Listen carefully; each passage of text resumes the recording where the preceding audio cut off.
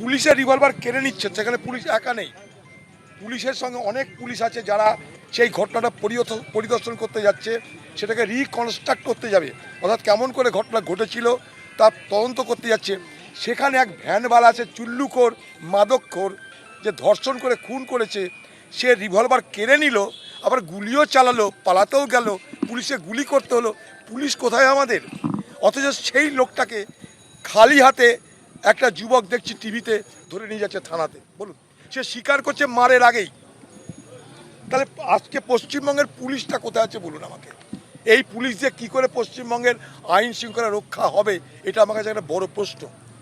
এখন মুখ্যমন্ত্রী আসছেন, মুখ্যমন্ত্রী বলছেন, মুখ্যমন্ত্রীর কথায় এলাকার মানুষ খুশি হচ্ছে, মুখ্যমন্ত্রীর কথাতে এলাকার মানুষ ভরসা রাখছে, এটা খুব ভালো কথা।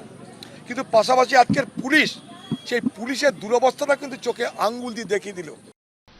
ইউপি 2.0 আমরা এতদিন শুনতাম ইউপি হচ্ছে এনকাউন্টার রাজ, ঠকতো সরকার। আজকে বাংলায় এই প্রথম এনকাউন্টার আমরা দেখলাম এবং বিজেপি, আমার আশ্চর্য লাগছে, তারা বলছে এটা দৈব বিচার।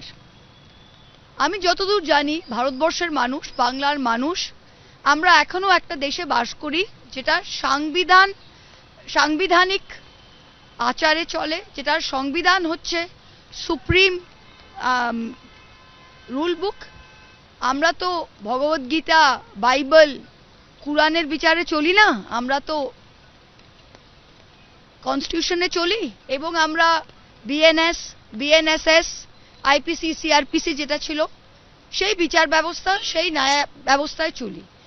সেইখানে দাঁড়িয়ে বাংলার মানুষকে যদি কোনো পার্টি, কোনো সরকার বলে যে তারা দৈব বিচার হচ্ছে, এর থেকে বড় লজ্জাজনক জিনিস হতে পারে না। রামধুনিতে যে অপরাধ হয়েছে, কি তৃণমূলের কি ভূমিকা ছিল?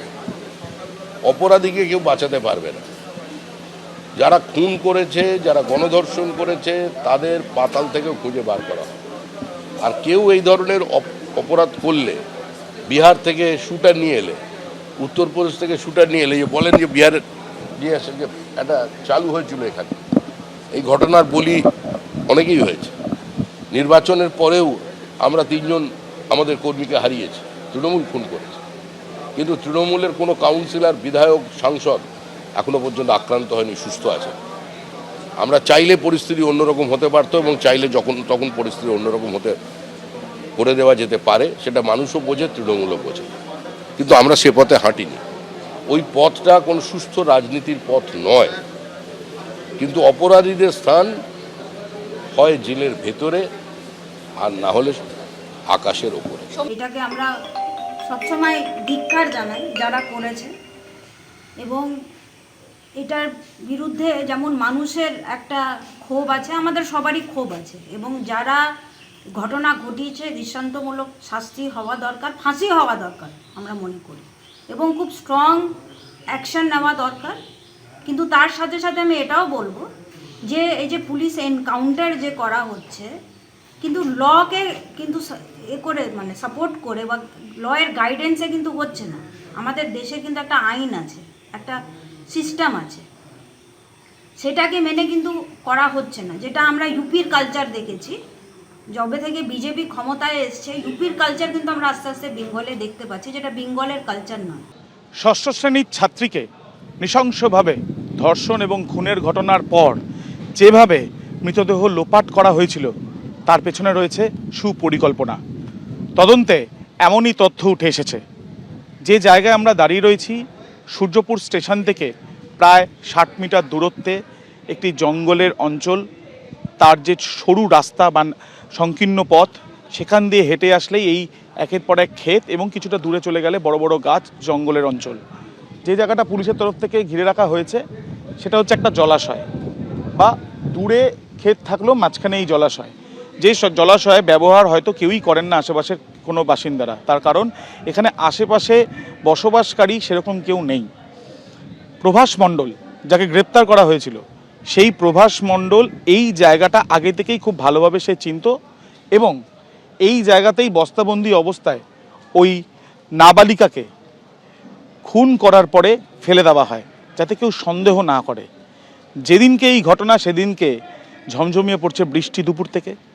ঘটনার যে জায়গায় প্রথম সিসি ক্যামেরা ধরা পড়েছে যে এই প্রভাস মণ্ডল হেঁটে যাচ্ছে, সেখান থেকে এই পথে আসতে গেলে প্রায় 750 মিটার রাস্তা দিয়ে, কিন্তু যেখানে সিসি ক্যামেরার ফুটেজে প্রভাস মণ্ডলকে দেখা গিয়েছিল সেখান থেকে পাশেই একটা শর্টকাট রাস্তা রয়েছে, যে রাস্তাও একই রকমভাবে যেটা জানা যাচ্ছে যে এরকমই নির্জন, সেই পথ অবলম্বন করা হয়েছে। সেখানে একটি মাত্র সিসি ক্যামেরা ছিল, যেই সিসি ক্যামেরা ঝড়ের কারণে সেই আগেই তার কাটা অবস্থায়, অর্থাৎ সেটা অকেজো, সেইভাবে আলোর ব্যবস্থা নেই।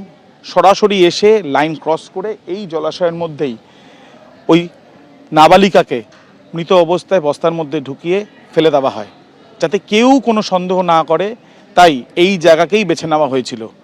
এবং এখানেই সুপরিকল্পনা এবং পরিকল্পনা একা এক ব্যক্তি শুধু করেছে এমনটা মনে করছিল না তদন্তকারী আধিকারিকরা, কিন্তু সিসি ক্যামেরার ফুটেজে যখন থেকে এই প্রভাসকে দেখা যায়, তার পরবর্তীকালে তদন্ত যত এগোয় তারা নিশ্চিত হন ঘটনার মূল অভিযুক্ত প্রভাস মণ্ডল, যাকে ইতিমধ্যে এনকাউন্টার করা হয়েছে।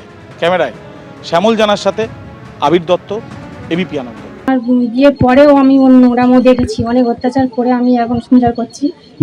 তো এটা আমি মানে মেনে নিয়েছি যে ও করেছে। আচ্ছা, এই যে পুলিশের গুলিতে মারা গেল, কিছু বলবেন? না, ও অন্যায় করেছে, ও দোষ করেছে, ও হচ্ছে গুলি খেয়েছে, এটা বলার কিছু নেই। দেখো, কিছুক্ষণ আগেই প্রভাস মণ্ডলের দেহ কিন্তু পুলিশ নিয়ে বেরিয়ে যায়। পুলিশ যেটা বলছে যে এই প্রভাস মণ্ডলের দেহর ময়নাতদন্ত হবে কলকাতা পুলিশ মর্গে, এবং কলকাতা পুলিশ মর্গের উদ্দেশ্যেই তারা রওনা দিয়েছেন, তেমনটাই পুলিশ স্পষ্টত জানায়। প্রসঙ্গত বলে রাখি, এই প্রভাস মণ্ডল সেই কিন্তু এই নারকীয় যে ঘটনা ঘটেছে তার অন্যতম একজন অভিযুক্ত ছিলেন। এই প্রভাস মণ্ডলকে নিয়েই কিন্তু বারুইপুর পুলিশ জেলার পুলিশ গতকাল সূর্যপুরে গিয়েছিলেন সেই ঘটনাস্থলে। সেখানে কিন্তু তার যে বয়ান, তার যে বক্তব্য পুলিশ রেকর্ড করেছিল এবং যা যা তথ্য পুলিশ পেয়েছিল তার ভিত্তিতে যে ঘটনা রিকনস্ট্রাকশন করা, পুনর্নির্মাণ করার, সেই কারণে কিন্তু নিয়ে যাওয়া হয় 12টা 45 নাগাদ। এবং সেখানে নিয়ে যাওয়ার পর যেটা পুলিশ সূত্রে জানা যাচ্ছে যে বারুইপুর পুলিশ জেলার একজন সাব ইন্সপেক্টর যার নাম রনি সরকার, সেই রনি সরকারের কিন্তু রীতিমতো যে সার্ভিস রিভলভার, সেই সার্ভিস রিভলভার আচমকাই কেড়ে নেয় প্রভাস মণ্ডল, এবং তারপরে কিন্তু সে পুলিশকে লক্ষ্য করে গুলি চালায়। যেটা পুলিশ বলছে, যখন এরকম গুলি চালানোর ঘটনা ঘটে স্বাভাবিকভাবে নিজেদেরকে বাঁচানোর জন্য এবং প্রভাস মণ্ডল যাতে পালিয়ে না যেতে পারে, পালিয়ে যাওয়ার চেষ্টা করছিল, সেই কারণে পুলিশ পাল্টা 2 রাউন্ড গুলি চালায়। যে গুলিটা চালিয়েছিল অর্ঘ্য মণ্ডল বলে আরেকজন সাব ইন্সপেক্টর, এবং তাতেই কিন্তু সে গুলিবিদ্ধ হয় প্রভাস মণ্ডল। এবং তৎক্ষণাৎ সেই রক্তাক্ত অবস্থায় প্রভাস মণ্ডলকে কিন্তু সেই গুলিবিদ্ধ অবস্থায় বারুইপুর মহকুমা হাসপাতালে রাতের বেলায় নিয়ে আসা হয়, এবং এখানে নিয়ে আসার পর চিকিৎসকেরা তাকে মৃত বলে ঘোষণা করেন। চিকিৎসকদের তরফ থেকে যেটা জানা যাচ্ছে, তৎক্ষণাৎ হাসপাতাল সূত্রে এবং পুলিশ সূত্রে যেটা জানা যাচ্ছে যে এই প্রভাস মণ্ডলের যে 2টি গুলি লেগেছিল, সেটি প্রভাস মণ্ডলের বুকের ডান দিকের ঠিক পাঁজরের নিচে একটি গুলি লাগে, এবং একটি গুলি লাগে তার খানিকটা নিচে পেটের মাঝামাঝি অংশে। এই 2টি গুলি লাগাতেই কিন্তু তার মৃত্যু হয়েছে, অর্থাৎ তারা পুলিশি এনকাউন্টারে মৃত্যু হয়। পুলিশি এনকাউন্টারে যেহেতু মৃত্যু হয়েছে, সেই কারণে বারুইপুর মহকুমা হাসপাতালে সেখানে কিন্তু প্রথমত পুলিশ ইনকোয়েস্ট হয়, তারপরে ম্যাজিস্ট্রেট পর্যায়ের ইনকোয়েস্ট সম্পন্ন হয়, এবং তারপরে জুডিশিয়াল ইনকোয়েস্ট সম্পন্ন কিছুক্ষণ আগে হলো। এবং সেই ইনকোয়েস্ট সম্পন্ন হওয়ার পর পরিবারের সদস্যরাও ছিলেন, অর্থাৎ কিনা প্রভাস মণ্ডলের মা এবং তার স্ত্রী ছিলেন, তাদেরকে সঙ্গে নিয়ে বারুইপুর পুলিশ জেলার তদন্তকারী দলের আধিকারিকরা তারা ছিলেন। একবার ম্যাজিস্ট্রেট এসেছিলেন, ম্যাজিস্ট্রেট তিনি ইনকোয়েস্ট সম্পন্ন করেন, পরবর্তী ক্ষেত্রে জুডিশিয়াল ম্যাজিস্ট্রেট তিনি আসেন, সেটা সম্পন্ন হয়, এবং তার আগে পুলিশ করে রেখেছিল। এবং সমস্ত কিছু সম্পন্ন হওয়ার পর তার দেহ ময়নাতদন্তের জন্য কলকাতা পুলিশ মর্গে পাঠানো হয়েছে, তেমনটাই পুলিশ সূত্রে খবর। এবিপি আনন্দ, এগিয়ে থাকে, এগিয়ে রাখে।